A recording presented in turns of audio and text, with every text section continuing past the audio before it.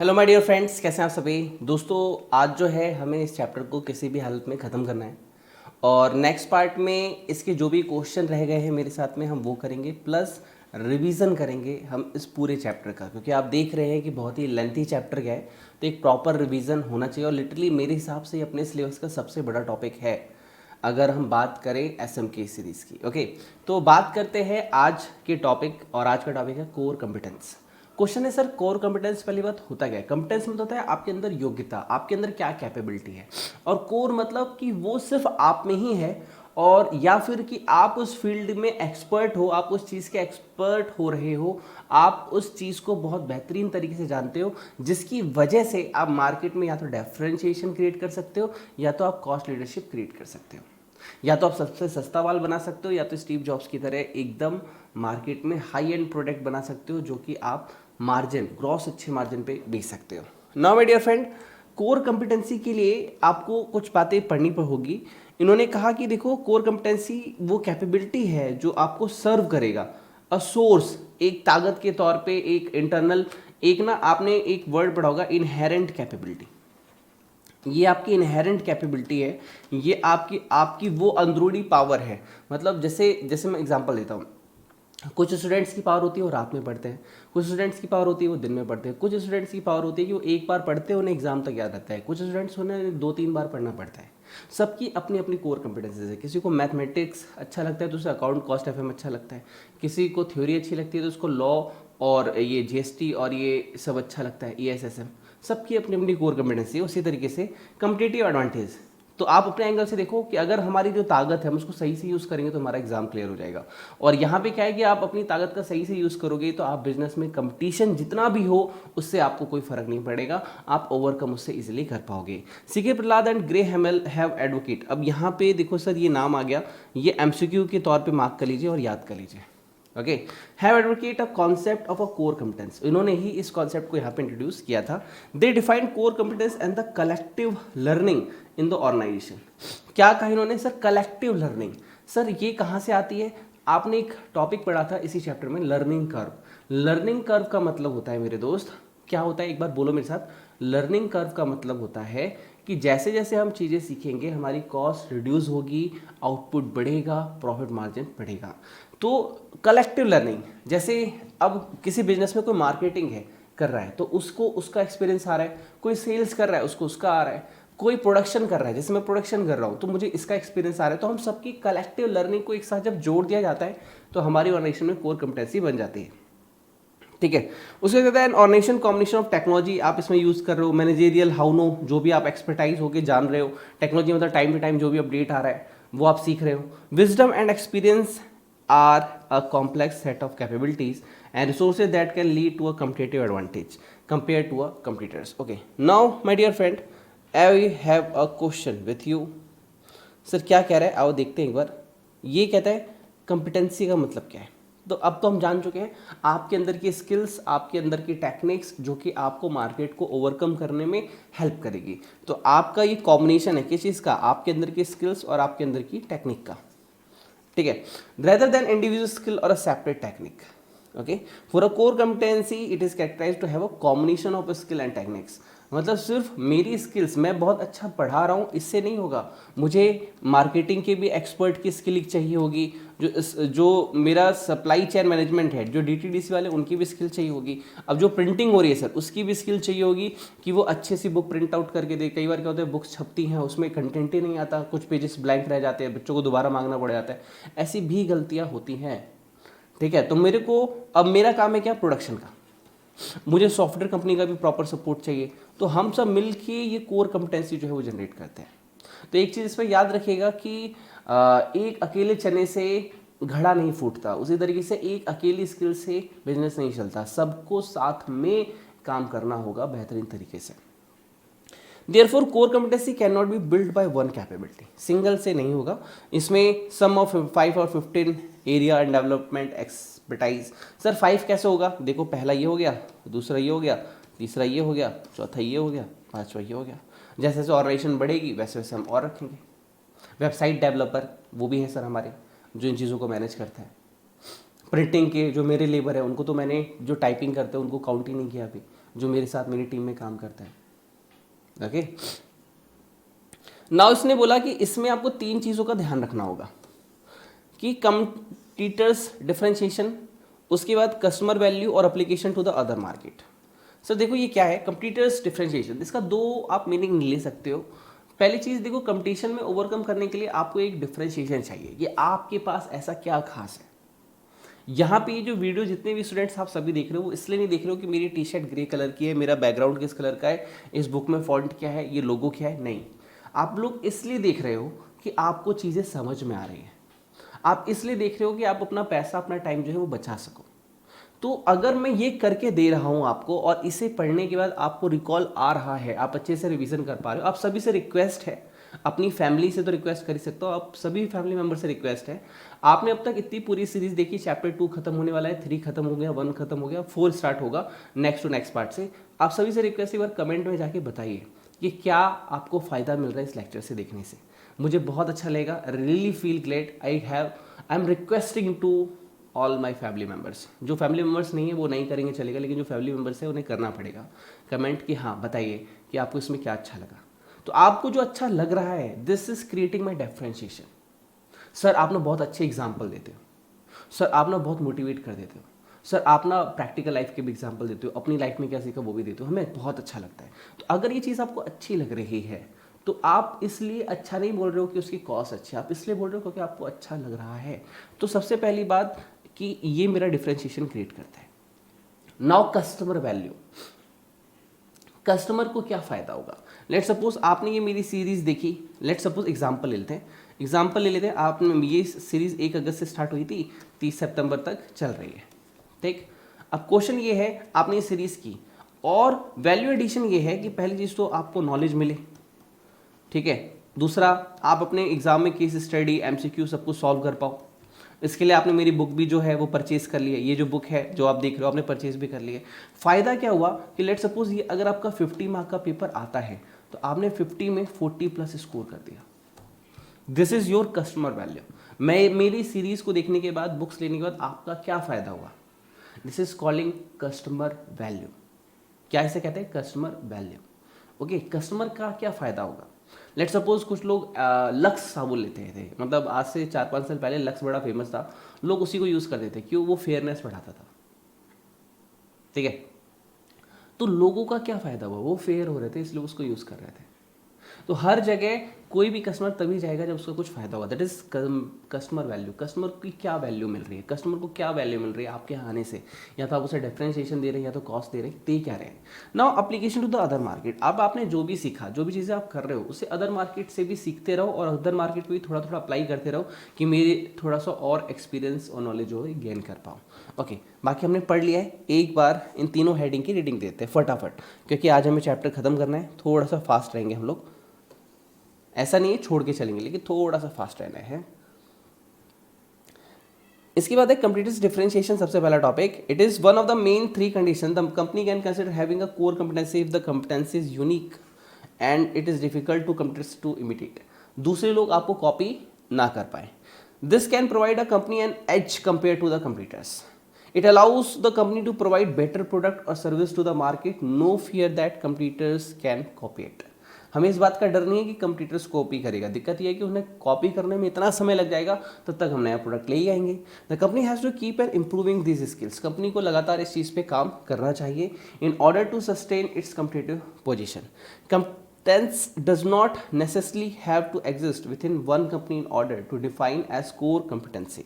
Although all the companies operating in the same market would have the equal skill and resources. सबके पास skill और resources है, लेकिन आप क्या बेहतर करके दोगे, this is called your differentiation.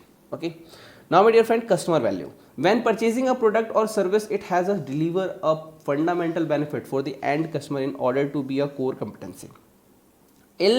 Will include all the skills need to be provided to the fundamental benefit. आप अपनी सारे स्किल का यूज़ करके कस्टमर को क्या प्रोवाइड कर रहे हो, ऑब्वियसली मैं उसके मार्क्स एनहेंस करने में हेल्प कर रहा हूँ। अब जैसे कोई बच्चा है, टॉप 20 की अगर हम बात करते हैं, ठीक, हम बात करते हैं, एग्जाम्पल लेते हैं कि आपने नवंबर 2021 के लिए अपने आप को इनरोल कराया। किस में इनरोल कराया, टॉप 20। सर क्या फ़ायदा होगा, सर मैं आपको टॉप 10 रैंक में आने में हेल्प करूँगा। सर 100%। लिटरली इस बार से जो 21 आ रहा है, इससे मैं डेफिनेटली श्योर हूँ कि बच्चे की रैंक आएगी। मैंने इतना अच्छा कंटेंट अब क्रिएट कर लिया, इतना अच्छा प्रोसीजर और रूल्स बना दिए कि डेफिनेटली आएगी। अब बच्चे से एक फॉर्म फिल कराना है। अब फॉर्म में वो खुद बताएगा कि वो कितने घंटे पढ़ेगा, कैसे पढ़ेगा, क्या पढ़ेगा, उसके अकॉर्डिंग मैं स्ट्रैटेजी बनाऊंगा। उसको प्रॉमिस करना होगा कि चाहे शादी हो, बीमारी हो, कुछ भी हो, मैं अपने टारगेट्स मिस नहीं करूंगा, दैट्स इट, बाकी रैंक आ जाएगी। तो सर को कस्टमर को क्या वैल्यू मिलेगी? क्वेश्चन ये है कि आपने प्रोडक्ट बनाया टॉप 20, इससे कस्टमर को क्या वैल्यू मिलेगी? सर रैंक, रैंक मिल गया, समझो ब्रांड बन गई आपकी अपने आप ही। तो क्वेश्चन ये है कि कस्टमर आपके पास क्यों आए, डिफरेंशिएशन, उसको क्या फायदा होगा डिफरेंशिएशन का, उसकी वैल्यू एडिशन होनी चाहिए। आप ये सीरीज देख रहे हो, आप सभी देख रहे हो, मेरी एक्सपेक्टेशन है कि आपने ये सीरीज अच्छे से की, इसके चैप्टर के अंदर जितने भी क्वेश्चन बैंक है वो आपने किए, एमसीक्यू। मैं श्योर हूँ, मैं 100% श्योर हूँ, अगर 50 मार्क का पेपर है तो 40 आपके ही होंगे, I am definitely sure. Sir हमारा पेपर तो 100 नंबर का होता है एग्जाम्पल, तो 80 आपके होंगे, डेफिनेटली श्योर। बस इसको अच्छे से प्रैक्टिस कर लेना, जो मैंने सिखाया है। एक दो बार वीडियो सीरीज दोबारा से देख लो, एक बार दोबारा से क्वेश्चंस देख लो, डेफिनेटली। द सर्विस और the product has to have real impact on the customer as the reasons to choose to purchase them. If customer has chosen the company without this impact, then competency is not a core competency. It will be not affect the company's market position. Okay, now my dear friends, see application of the competencies to other markets. Core competency must be applicable to the whole organization. It cannot be only one particular skill. ये एक skill नहीं होती, specified area या expert, although a some special capability would be essential crucial for the success of business activity. It will not be considered as a core competency if it is not a fundamental from the whole organisation point of view.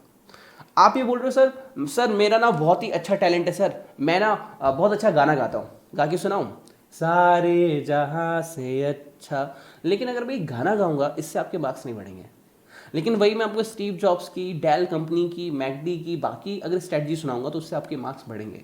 So I have to work on where I will increase your customer value. Customer का point of view क्या है, company का point of view क्या है, मेरी competency उस point of view को fulfil करनी चाहिए, ना कि उन चीज़ों को जिससे वैल्यू एडिड ही नहीं हो रही.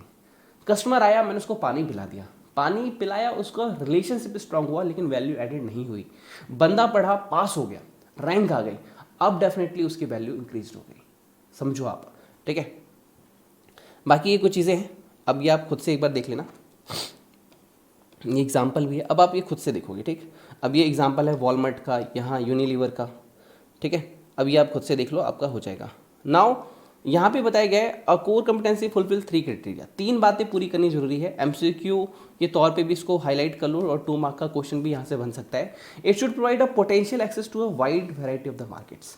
आपकी कोर कम्पिटेंसी वो है जिसकी वजह से आप पूरे मार्केट में जाने जाओगे. जैसे कई बार आपका बर्गर या गोलगप्पे खाने का मन करता है, आपके दिमाग में गुप्ता जी चाट भंडार या फिर अग्रवाल शॉप जो भी है नियर बाय, वो आपको आ जाएगी रिकॉल में. क्यों यार, कमाल का बनाता है यार. This is core competency by Gupta Chaat Bhandar. हाँ, it should be a significant contribution to the perceived customer benefit. आपकी कोर कम्पिटेंसी से कस्टमर का फायदा होना चाहिए. वो गोलगप्पे अच्छा बनाता है, कस्टमर का फायदा ये है कि उसको मजा आता है. मजा आने से उसका जो सेटिस्फैक्शन था, खाने कोई भी कुछ खाएगा उसको मजा आना चाहिए ना भाई, उससे उसका एग्जाम से क्या लेना देना. बट अगर एक टीचर पढ़ा रहा है तो इसमें आपको मजा आए जरूरी नहीं है. जैसे कुछ टीचर एकदम तोड़ फोड़ एनर्जी के साथ पढ़ाते हैं, लेकिन कई बार क्या होता है, वो समझा देते हैं, बुक रीड नहीं कराते, कई बार बुक रीड कराते हैं तो समझा नहीं पाते हैं. अगर कुछ भी आप स्किल लगाओ, आई डोंट केयर, बट अगर बच्चे के मार्क्स इनहेंस होते हैं तो समझो आपकी कोर कम्पिटेंसी है. लेकिन आपने सब कुछ करवा दिया, नोट्स बनवा दिए, सब कुछ करा दिया, लेकिन बच्चे ही पास नहीं हुए, तो वो आपकी कोर कम्पिटेंसी नहीं है. ये मेरे ऊपर भी अप्लाई होता है, डोंट वरी. आप ये मत सोचे मैं किसी को पिन आउट कर रहा हूँ, पॉजिटिव वे में सोचे, ठीक. It should be difficult to imitate for competitors rivals. ये कंप्यूटर्स के करने के लिए थोड़ा सा डिफिकल्ट होना चाहिए. हाँ, तो इस जगह आप ये कह सकते हो कि जो मैं कर रहा हूँ वो कोई भी कर सकता है. लेकिन हाँ, थोड़ा सा पैशन, थोड़ा सा पोलाइटनेस, थोड़ा सा बिहेवियर, थोड़ा सा डिसिप्लिन, थोड़ा सा पंक्चुअलिटी चाहिए, हो जाएगा. और ये ऐसा नहीं है हर काम में ही है कि सामने वाला सीखना चाहे तो वो चीज़ हो जाएगी. चाहे ये एप्पल का आईफोन ही क्यों ना हो, आप भी कर सकते हो, लेकिन वो डिसिप्लिन, वो पंक्चुअलिटी, वो डेडिकेशन आप में भी चाहिए. नाउ कुछ एग्जांपल्स हैं आपके लिए. स्मॉल रिटेल शॉप्स का, बिग रिटेल स्टोर्स का, सुपरमार्केट कंपेट का. इनको आप एक बार पढ़ लेना, ठीक है, आपका होमवर्क दे रहा हूँ एग्जाम्पल से। Now how to build core competency. अगर हमें कोर कंपिटेंसी बनानी है तो हमें किन बातों का ध्यान रखना होगा। सबसे पहले यहाँ पे हमें वैल्यू चेन एनालिसिस पे काम करना होगा, और दूसरी बार 4 क्राइटेरिया यहाँ पे दिए हुए हैं सस्टेनेबल कंपटीटिव एडवांटेज के। सर क्या है ये 4? पहला है वैल्यूएबल होना चाहिए, दूसरा है रेयर होना चाहिए, उसके बाद है कॉस्टली टू द इमिटेट, कोई कॉपी करे तो महंगा हो, और नॉन सब्स्टिट्यूट, उसका कोई सब्स्टिट्यूट अवेलेबल ना हो, ठीक है। और उसके बाद है वैल्यू चेन एनालिसिस, ये हमारा मेन है आज का, और इसी को करने के साथ हमारा टॉपिक जो है कंपटीटिव एडवांटेज समझ के खत्म होगा, ठीक है। थोड़ा सा मुझे टाइम चाहिए, अभी 15 मिनट हुए हैं, मेरे हिसाब से हो जाना चाहिए टॉपिक, ठीक है। अब बात करते हैं 4 पॉइंट की, कि भैया अगर किसी को कंपटीटिव एडवांटेज लानी है, सस्टेनेबल मतलब ऐसा नहीं है आज लाया 10 दिन बाद चला गया, नहीं, ऐसा जो गोइंग कंसर्न में हेल्प करेगा। वैल्यूएबल होना चाहिए। वैल्यूएबल का सिंपल सा लॉजिक सारा आपको पढ़ना है, मेरी बात को ध्यान से सुनना, क्योंकि अगर दिमाग में ये गया तो रीडिंग आसान होगी, नहीं गया तो दिक्कत आएगी। वैल्यूएबल मतलब आपका बेनिफिट होना चाहिए। देखो यहाँ पे एक माइक रखा है, आपको दिखाई नहीं दे रहा, मैं आपको दिखाऊं क्या हल्का सा, ये देखो, अब दिखा क्या? हाँ, ये माइक जो है मेरी आवाज़ कैप्चर कर रहा है, ये मेरे लिए वैल्यूएबल है, ये मेरा एक असेट्स है। क्यों? क्योंकि इसकी वजह से मेरी साउंड क्वालिटी जो है वो इंप्रूव हो गई है। जैसे मैं इसको थोड़ा सा और अगर हाई करूँगा तो आवाज़ और ज़्यादा हाई हो जाएगी, लेकिन जितना पढ़ने में मतलब कान भी फटने नहीं चाहिए ना, तो हेल्प करना चाहिए। वैल्यूएबल कोर कंपिटेंसी, मेरा माइक मेरी कोर कंपिटेंसी है, आवाज़ जितनी अच्छी आएगी बच्चों को पढ़ने में उतना अच्छा इंटरेस्ट आएगा। अब जैसे मैं आपको एक एग्जांपल दिखाता हूँ, ये अभी देखना आवाज़ कम हो गई, कम हो गई, अब मैं इसको हाई करता हूँ, ये देखो। हेलो दोस्तों, फट गया, एक मिनट रुको। हेलो दोस्तों, कैसा है आवाज़? हेलो दोस्तों, और ये मैंने सेट कर दिया। हेलो दोस्तों, आपने समझ में आया? अगर आवाज़ अच्छी ना हो, मान लो इसके ऊपर माइक रख दो, ये आवाज़ कैप्चर ही ना करे, हेलो दोस्तों, नहीं अच्छी आवाज़ आएगी। तो आवाज़ मेरी वैल्यूएबल है, क्योंकि उससे मुझे कोर कंपिटेंसी मिलती है, और मेरी इस कोर कंपिटेंसी की वजह से जो मेरे कस्टमर हैं वो सेटिस्फाई रहते हैं। कई बार क्या होता है कि आवाज़ इतनी कम होती है कि ईयर प्लग से सुनना पड़ता है। जैसे शुरुआत में मुझे इसके बारे में नहीं पता था, मैं गलती करता था, मैंने सोचा अरे बच्चे सुन तो लेंगे ईयर प्लग जैसे भी है स्पीकर लगा के, लेकिन उन्हें दिक्कत आती थी। आपका प्रोडक्ट ऑलवेज ऐसा हो जो कस्टमर को फील गुड दे, ऐसा ना हो कि उसको दिक्कत आए। समझो, आप हर चीज़ को समझो, चाहे वो कोई भी इंडस्ट्री हो, चाहे वो डॉक्टर ही क्यों ना हो।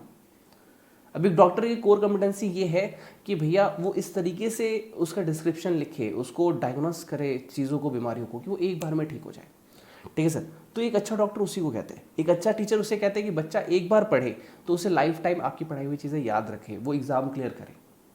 वैल्यूएबल होना चाहिए। मेरे जो एफर्ट्स हैं, जैसे ये लाइटिंग है, लाइटिंग की वजह से मेरा चेहरा आपको अच्छा आ रहा होगा, कैमरे की वजह से मेरी वीडियो अच्छी आ रही होगी, ये मेरे लिए वैल्यूएबल है। और इन वैल्यूएबल चीज़ों का जब मैं सिनर्जी क्रिएट करता हूँ तो एक बेहतरीन प्रोडक्ट और एक वीडियो निकल के सामने आपके आता है। समझो आप। और वो जो कोर कंपिटेंसी क्रिएट होती है कि नहीं सर पढ़ के बहुत मजा आया, क्या आपको कोई साउंड की डिस्टर्बेंस आई? नहीं आई। क्या वीडियो की डिस्टर्बेंस आई? नहीं आई। चेहरा प्रॉपर आ रहा था? आ रहा था। क्या दिख रहा था? हाँ, यही है कोर कंपिटेंसी। अब जब एक्सपीरियंस हो गया है पढ़ाते हुए, मुझे तकरीबन 2016 से मैं पढ़ा रहा था, जब एक्सपीरियंस हो गया है पढ़ाते हुए, तो अब मुझे वीडियो बनाने के बाद टाइम नहीं लगता, फट फट फट फट फट हो जाता है काम। लेकिन जब नहीं आता था तो मैं बहुत परेशान होता था चीज़ों को लेके। तो ये कोर कंपिटेंसी बनी, ये मुझे सपोर्ट कर रहा है ताकि मैं अपने आप को कंपटीशन में ऊपर ले जा सकूं। समझो आप। अब जिनको माइक की नॉलेज नहीं है, कैमरे की नॉलेज नहीं है, लाइट्स की नॉलेज नहीं है, सिस्टम की नॉलेज नहीं है, कई बार पहले सब कुछ था लेकिन सिस्टम स्ट्रांग नहीं था, तो ये जो आपका 40 मिनट का वीडियो है, इसको रेंडर करने में, एक्सपोर्ट करने में, एडिट करने में मेरे 2 से 3 घंटे लगते थे। लेकिन अब जो मेरा सिस्टम फास्ट है, मैं इसको सिंपली 2 से 3 मिनट में एडिट कर देता हूँ, 2 से 3 मिनट में एक्सपोर्ट कर देता हूँ, बाकी नेट अपलोड करता है, काम हो जाता है। मतलब एक 40 मिनट से 1 से 1.5 घंटे के अंदर वीडियो अपलोड, रिकॉर्डिंग सब हो जाता है। पहले सिर्फ एडिटिंग में 2 घंटे लगते थे। अब इससे क्या होता है, मुझे स्ट्रेस आता है, मुझे स्ट्रेस आएगा तो मैं कस्टमर को वैल्यू नहीं दे पाऊंगा। जब मैं फ्रीली काम करूंगा तो कस्टमर की वैल्यू भी फ्रीली जल्दी से जल्दी डिलीवर होगी। पहले मेरे पास इन्वर्टर नहीं था, तो मैं चीज़ें जैसे लाइट चली गई, वीडियो कट हो गया, फिर दोबारा रिकॉर्ड करो, फिर दोबारा करो, तो इन्वर्टर लगाया गया। इससे मेरी वैल्यू बढ़ी, इससे कस्टमर की लॉयल्टी बढ़ी। जैसे अब आप है, आपको पता है कि अल्टरनेटिव डे पे वीक में 3 to 4 वीडियोस विनीत सर के आने वाले हैं, तो आपकी वैल्यू इनहेंस हुई। तो वो ये कह रहा है कोर कंपिटेंसी कैसे जनरेट होगी। सबसे बड़ी बात है आपका प्रोडक्ट वैल्यूएबल होना चाहिए। तो दूसरी बात इसी में ऐड कर रहा हूँ, कस्टमर को वैल्यूएबल प्रोडक्ट तब मिलेगा जब आप जो इनपुट्स लगा रहे हैं वो भी वैल्यूएबल हो। अगर वो लगे हुए इनपुट्स वैल्यूएबल नहीं है तो चीज़ें भी वैल्यूएबल नहीं होंगी। बात करते हैं एप्पल फ़ोन की। एप्पल फ़ोन वैल्यूएबल है, सुनो आप मेरी बात, क्योंकि उसमें लगने वाले जो इंग्रेडिएंट्स हैं, उसमें जो कंपोनेंट्स हैं वो वैल्यूएबल हैं। जब तक एप्पल का, चलो मैं ले ही लेता हूँ हाथ में एप्पल फ़ोन।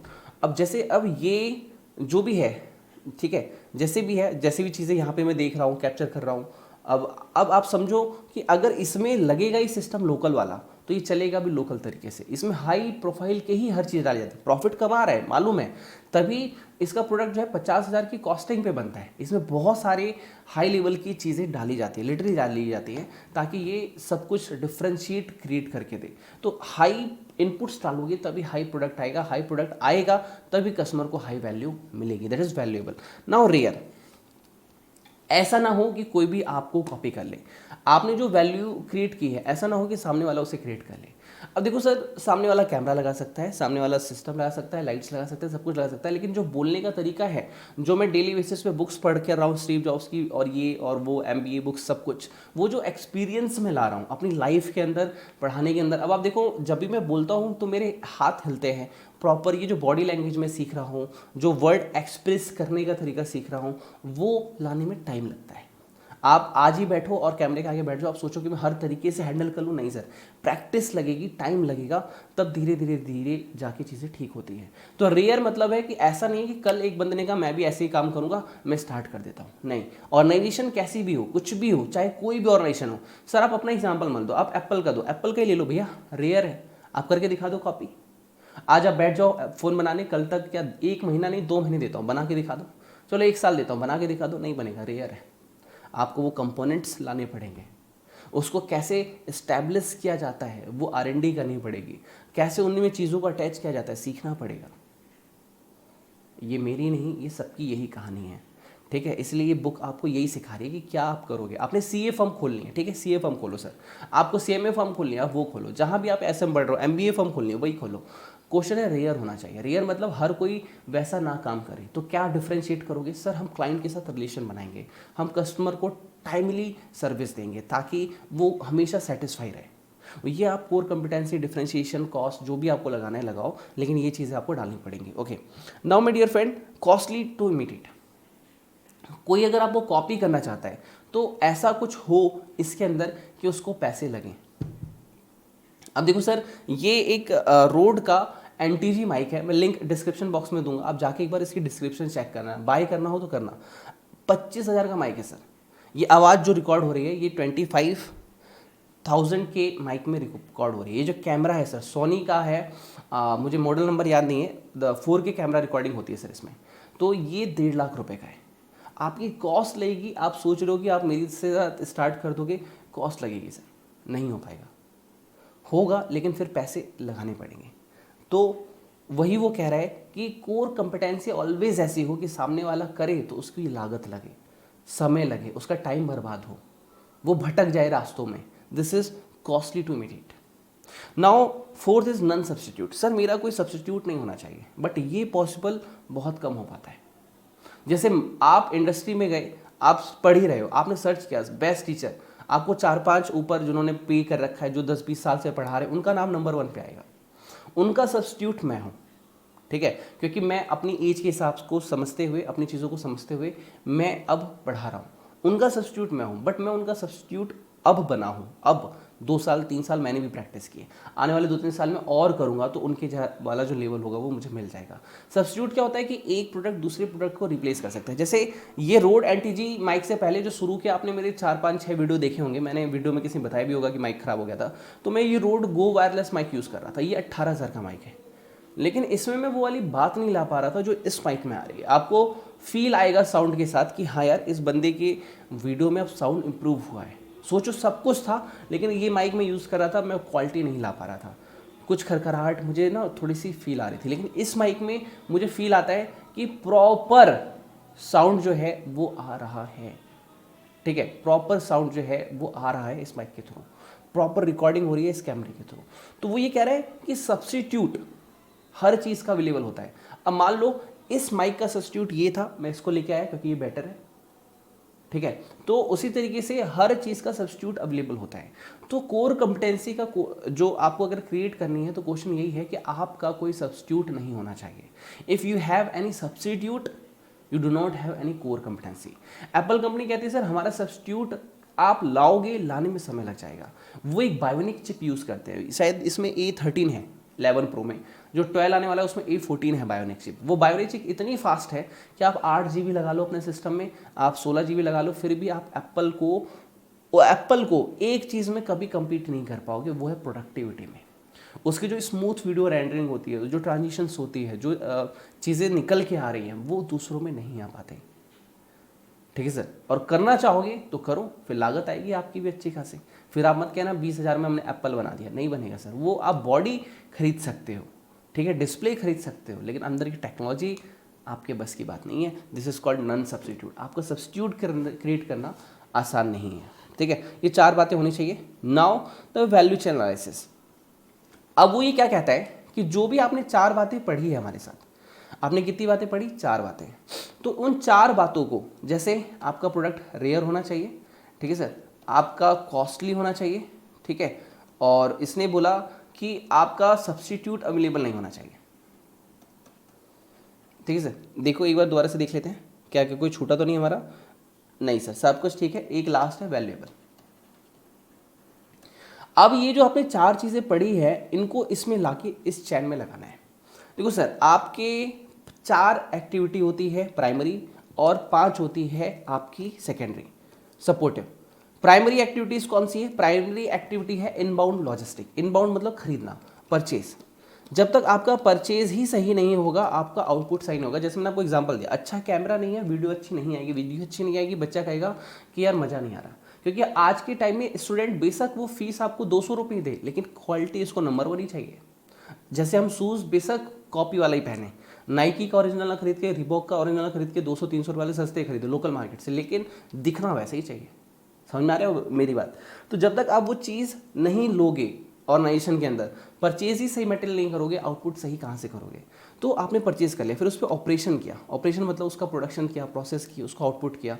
फिर आउटपुट लॉजिस्टिक मतलब उसको आप ले गए बेचने के लिए मार्केट में। नाउ अब आपने मार्केटिंग की, बताया लोगों की कैसा प्रोडक्ट है, कैसे बेचेगा, क्या क्या उसमें खूबी है। उसके बाद सर्विस, आपने सेल कर दिया, उसे कोई दिक्कत आ रही है तो क्या आप उसे कार्रवाई कर रहे हो, क्या आप उसको सॉल्व आउट कर रहे हो, क्या आप उससे बात कर रहे हो, तो ये है सर्विस। तो ये प्राइमरी एक्टिविटीज़ आपकी होती हैं, ठीक है सर। तो क्वेश्चन है कि सर परचेज करते समय किन बातों का ख्याल रखें? अगर हमें क्वेश्चन सुनो सर, मेरा क्वेश्चन क्लियर नहीं है, आंसर क्लियर नहीं होगा। परचेज करते समय वो कौन सी बातों का ख्याल रखें कि हमारी परचेज में वैल्यू एडिशन हो सके? सर रेयर होना चाहिए आपका परचेज। सर प्रोडक्ट परचेज कैसे रेयर हो सकती है? लेट्स सपोज ये जो पेज आप देख रहे हो बुक में, एसएम की बुक का पेज है, ये 65 या 75 ग्राम का पेज है।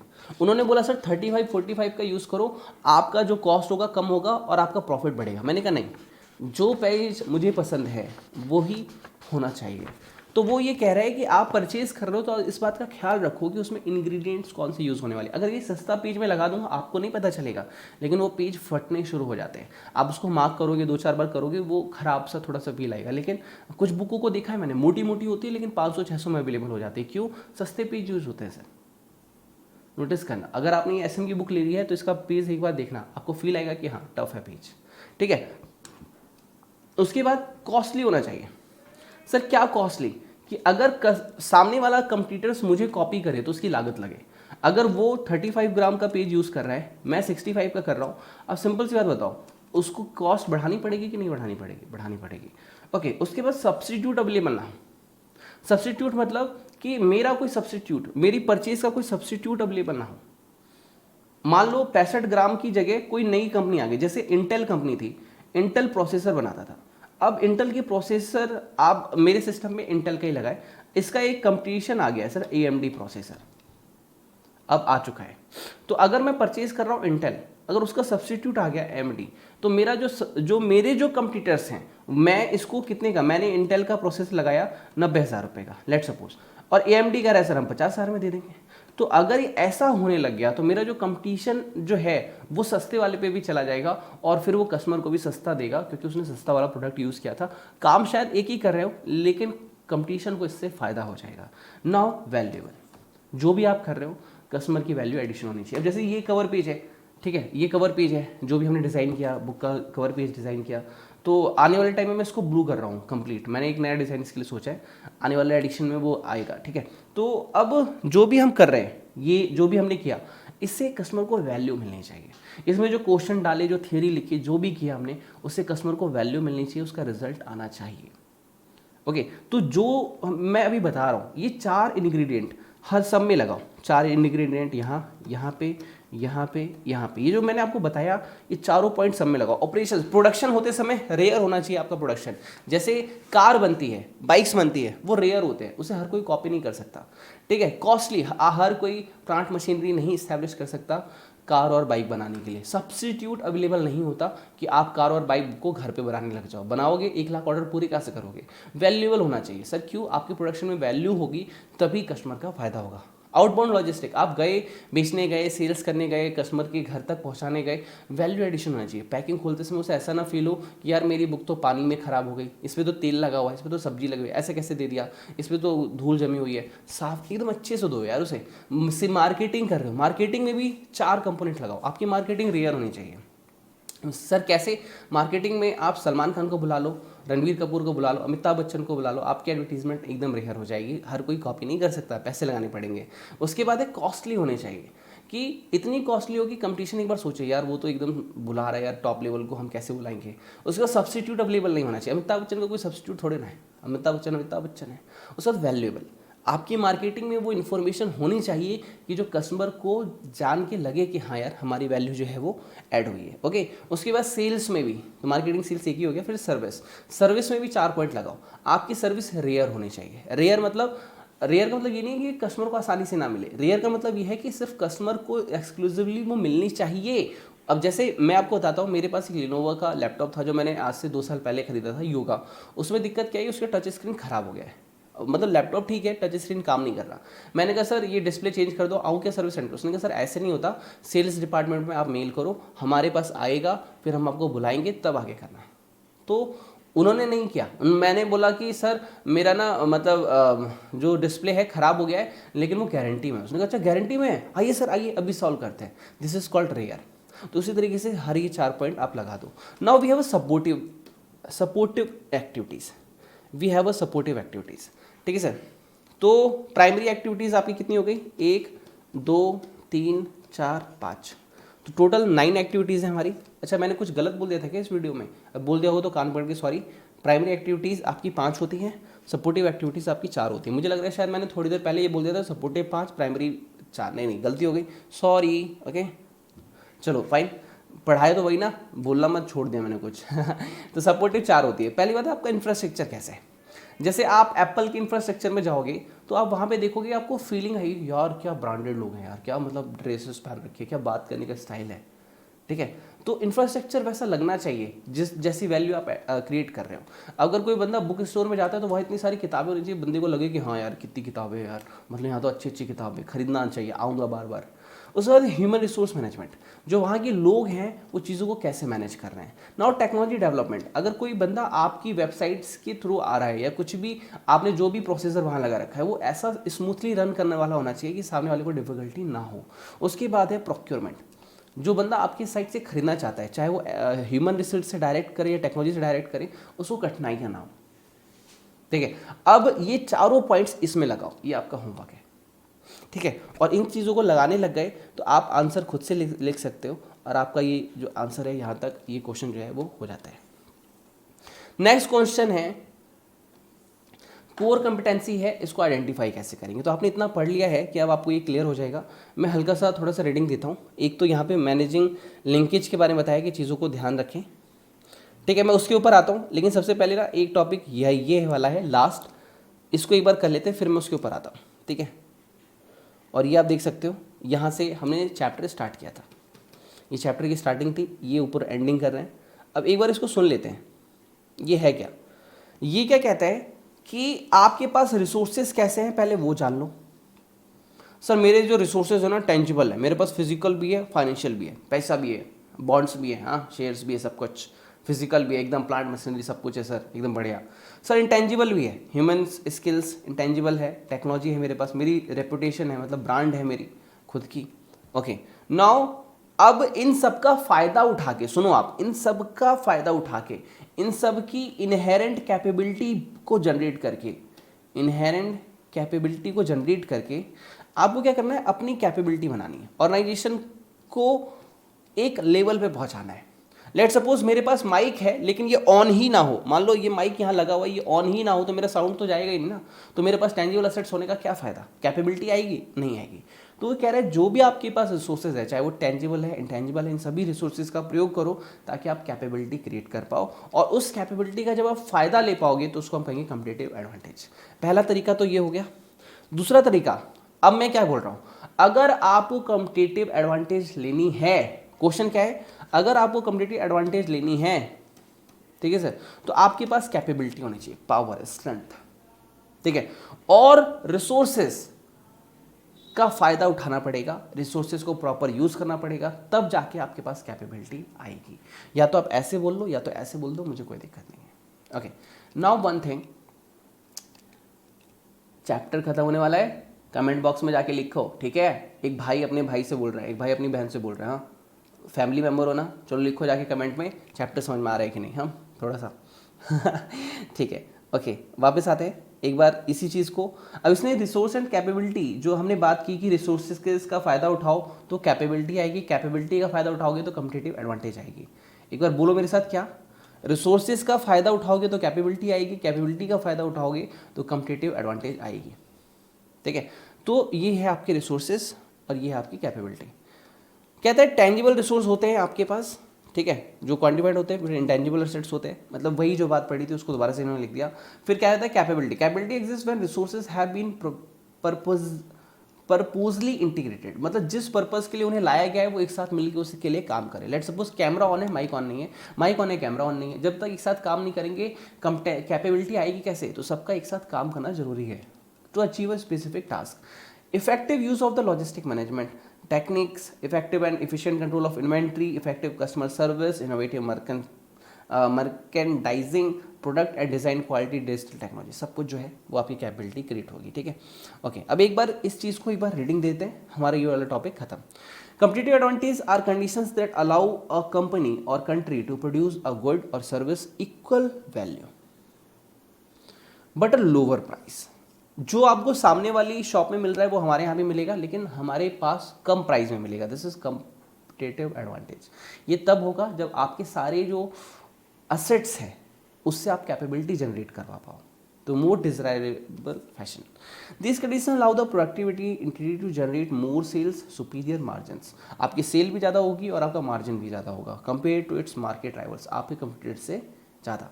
Okay, now competitive advantage are attributed to a variety of the factor including cost structure, branding, ठीक है, ये एस वर्ड नहीं है, the quality of the product offerings, the distribution network, intellectual property and customer service। Okay, तो इसके बाद यहाँ पे एक बहुत अच्छी जैक वेल की लाइन है, ये आपको MCQ सॉल्व करने के काम आएगी, शायद इस बुक में है ये MCQ, नहीं होगा तो परेशान मत होना, MCQ बन सकता है। ये क्या कहता है, if you don't have the competitive advantage don't compete। कह रहा है अगर आपके पास कॉम्पिटिटिव एडवांटेज नहीं है, पहली बात तो कॉम्पिटिटिव एडवांटेज आएगी कहाँ से सर, आप अपने रिसोर्सेज चेक कीजिए, रिसोर्सेज जितने भी हैं उन सभी रिसोर्सेज को प्रॉपर यूज़ कीजिए, उनसे कैपेबिलिटी आएगी, कैपेबिलिटी को यूज़ कीजिए तो कॉम्पिटिटिव एडवांटेज आएगी। कॉम्पिटिटिव एडवांटेज है तभी आप मार्केट में गेम खेलो, कॉम्पिटिटिव एडवांटेज नहीं है तो आपका इस मार्केट में रहने का कोई भी फायदा नहीं है, you can go your home. Okay चलिए सर ऊपर आते हैं, ये कुछ टॉपिक छोड़ दिए थे मैंने, इसको फटाफट कर लेते हैं कि हम कोर कंपिटेंसी को आइडेंटिफाई कैसे करेंगे। एक बार रीडिंग देते हैं, सब कुछ पढ़ा हुआ है आपका, एक बार में क्लियर हो जाएगा। एक है value chain analysis is useful in describing the separate activities which are necessary. अब वैल्यू चेन एनालिसिस क्या कह रहे हैं वो, वैल्यू चेन एनालिसिस मतलब जो आपने प्राइमरी एक्टिविटीज पढ़ी 5, सपोर्टिव एक्टिविटी पढ़ी 4, ठीक है। तो कह रहे हैं कि आप कोर कॉम्पिटेंसी में क्या समझ रहे हो कि जब आप वैल्यू चेन समझते हो तो इसे कहते हैं वैल्यू चेन समझना, 9 एक्टिविटीज़ को अलग अलग समझना, ठीक है। जब आप सेपरेट एक्टिविटीज़ को ट्रीट करते हो जो कि नेसेसरी है, ठीक है sir, underpin organisation strategy how they link together. अब क्या काम करना है हमें कि हमें उन सबको एक साथ एक लेवल पे, जो मैंने आपको बताया कि हर वो जो हमने 4 पॉइंट पढ़े थे, रेयर होना चाहिए, इजी टू कॉपी नहीं होना चाहिए, ठीक है सर। उसके बाद कॉस्ट उसकी जो हो, अगर कोई चाहे आपकी इंडस्ट्री में आना तो कॉस्ट लगनी चाहिए उसकी। उसके बाद उसने कहा था कि भैया इसका सब्स्टिट्यूट अवेलेबल नहीं होना चाहिए। फाइनली कस्टमर को वैल्यू मिलनी चाहिए। तो ये हर पॉइंट में लगाओ, हर पॉइंट में लगा दिया आपने। इसके बाद आपस में सबको लिंक करो। जब तक सारी चीज़ें एक साथ काम नहीं करेंगे रिजल्ट नहीं आएगा, ठीक है सर। उसके बाद है मैनेज करो लिंकेज। इन सभी चीज़ों को आपस में लिंक क्रिएट करके मैनेज करना है ताकि हम इसका फ़ायदा उठा पाएँ। ये एक छोटा सा इंपॉर्टेंट पॉइंट है यहाँ पे मेरी रीडिंग लायक, मैं आपके लिए कर देता हूँ। इसके बाद पूरी बुक जो भी मैंने आपके लिए लिख के दिया है सारा एक बार दोबारा से पढ़ना है, आपका होमवर्क है, ठीक है सर। ये मेरे पढ़ाने के बाद आपका होमवर्क है, कुछ छोटा भी होगा तो भी होमवर्क है, कंप्लीट करना है इस चैप्टर को। नेक्स्ट पार्ट में हम इसके क्वेश्चंस जो पेंडिंग थे वो प्लस इसका रिवीजन करेंगे। पहले रिवीजन कर लेंगे फिर क्वेश्चन करेंगे नेक्स्ट पार्ट में। There may be important linkage between the primary activities. Primary activities में प्रोक्योरमेंट है तो प्रोसेस है। प्रोक्योरमेंट अच्छी नहीं होगी तो प्रोसेस पे कितनी भी मेहनत कर लो आपका रिजल्ट नहीं आएगा।